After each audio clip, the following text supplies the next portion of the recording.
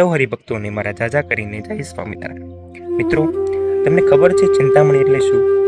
એક એવું મણી કે તમે જે માગો તે આપી શકે, એટલે જ નામ આપ્યું ચિંતામણી। ચિંતન કરો તે મળે। સ્વામિનારાયણ સંપ્રદાયમાં પણ શ્રીજી મહારાજ અને લાડીલા સંતો આપણા માટે એક એવી ચિંતામણી ભેટ આપી ગયા છે, જેનું નામ છે ભક્ત ચિંતામણી।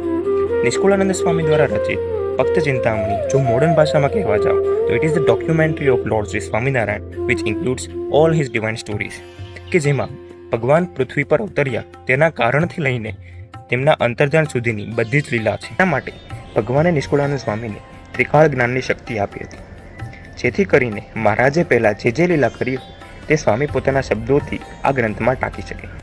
અને મહારાજને પણ આ ગ્રંથ ખૂબ જ વાલો હતો।